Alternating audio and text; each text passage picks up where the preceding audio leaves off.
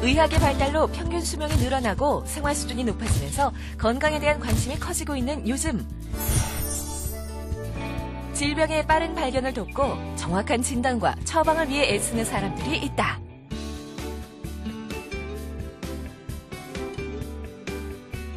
우리 몸의 상태와 장애를 진단하기 위해 다양한 장비를 다루고 촬영을 담당하는 방사선사를 만나보자.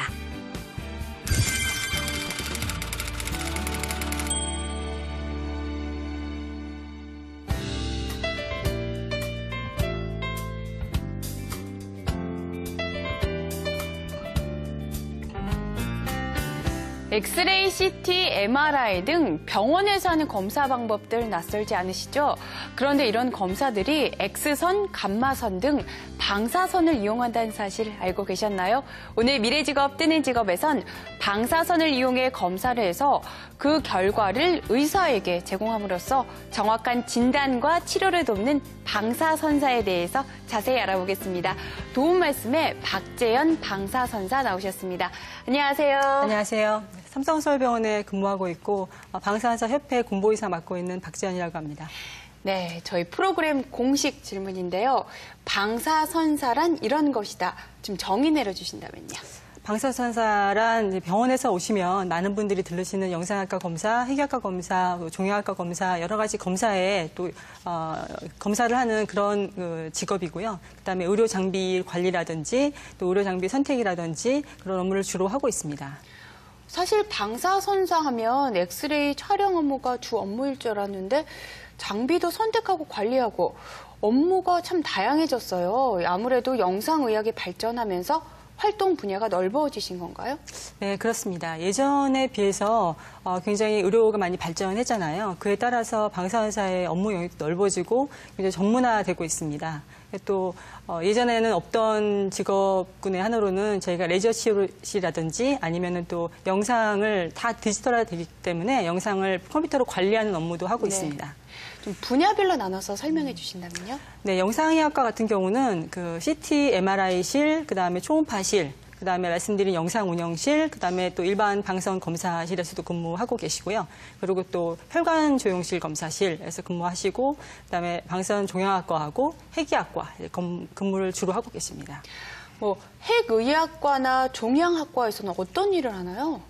핵의학과 같은 경우는 저희가 방사선 핵종을 사용을 하는데요. 동위원소라는 겁니다. 그걸 주사를 맞으면 그게 이제 온몸을 타고 다니면서 이제 어떤 암종이나 이럴 때 같은 경우는 거기에 이제 이렇게 들러붙거든요. 근데 들러붙으면 그거를 영상으로 나타내는 그런 나타내서 하는 업무를 주로 하고 있습니다. 사실 저도 그렇지만 많은 분들이 영상의학 기사라는 직업이 따로 있는 줄 알고 있거든요. 잘못 알고 있는 건가요?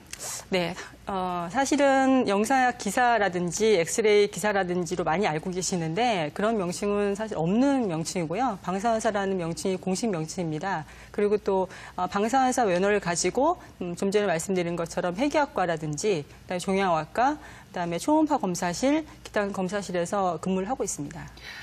예전에는 엑스레이 촬영 한번 하고 나면 필름으로 현상되기까지 시간이 좀 오래 많이 걸렸잖아요. 그런데 컴퓨터로 요즘에는 작업을 하면서 바로바로 볼 수 있는데 방사선 장비들 많이 발달됐죠? 그럼요. 말씀하신 것이 옛날에는 필름으로 촬영을 해서 그 필름을 가지고 들고 다니면서 판독받고 또 환자분도 외래에 계시면 그걸 들고 가서 보고 여러 가지 복잡한 일이 많고 또 보관도 어렵잖아요. 그런 일이 있었는데 지금은 다 디지털화 돼가지고 그걸 영상을 전부 다 컴퓨터에 넣어서 다 이렇게 전국에서 다 볼 수도 있고 네트워크만 갖춰지면 그리고 또 전 세계로도 보낼 수 있는 그런 업무까지 돼 있고요. 영상 장비 자체도 이제는 입체 영상, 2D 영상이 아니라 3D 영상으로 더 발전하고 있습니다. 이런 장비들이 첨단화되고 많이 늘어나면 아무래도 좀 새로 습득하고 공부해야 될 것도 많을 것 같아요.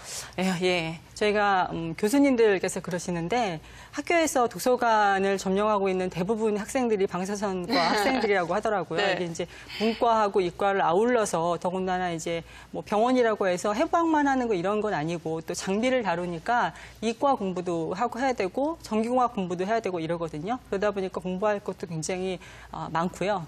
또 임상에 나와서도 전문직이잖아요. 그러니까 지속적으로 자기 전문성을 키워나가고 또 그래야 또 저희가 환자분들한테 좋은 영상을 제공할 수 있기 때문에 그렇기 때문에 공부는 계속 하고 있어야 됩니다. 검사하다 보면 재밌는 상황도 많이 일어날 것 같은데 기억에 남는 일화가 있다면요? 저희가 저희과 검사 같은 경우는 숨 참으라고도 많이 하지만 가장 많이 하는 게 이제 검사 전에 옷을 갈아입으시잖아요. 네네. 이제 그런 거에 관한 에피소드가 많은데 저희가 이제 그 옷이 순면이지 아닌지는 상관이 없거든요. 없는데 이제 검사 끝나시고 났는데 이제 갑자기 생각이 옷이 순면이 아닌 거예요. 그래서 나 다시 해야 된다고 막 테이블에서 안 내려오시는 어르신이 계셨는데 네. 그건 어쩔 수 없이 저희가 소리만 내고 가짜로 검사한 것처럼 해서 이렇게 내려드린 적도 있고 저희 병원 개원 초였는데 외국인 남자분이 오셨는데 그분이 이제 저희가 뭐 어렵게 영어로 설명을 해가지고 이제 갱의실에 안내해 드렸어요. 그랬더니 네. 잠시 후에 문을 딱 여시더니만 런닝구도 벗어요? 이러시는 거예요. 네. 그래서 너무 놀래가지고 왜 아까는 영어로 하셨냐? 그랬더니 영어로 물어봐서 영어로 했다라고 네. 하셔갖고 굉장히 놀랬고 저 같은 경우에서 외국분들 오시면 꼭 그 한국말 하실 줄 아냐고 좀 여쭤봅니다. 사실 이렇게 재밌는 일도 있지만 힘든 점도 있잖아요. 그렇죠. 근데 이제 저희가 한 10년 전쯤에는 장비가 굉장히 무겁고 크고 또 다루기가 조금 어려워서 남녀를 불문하고 또 체력적으로 힘든 면이 없지 않아 있었습니다. 그리고 또 카세트라는 큰 판을 이용해서 거기 안에다 이제 필름을 넣고 검사하기 때문에 힘들었거든요. 근데 이제 장비가 워낙 소형화되고 다 이제 디지털화 돼가지고 장비 자체가 가볍고 또 다 이제 다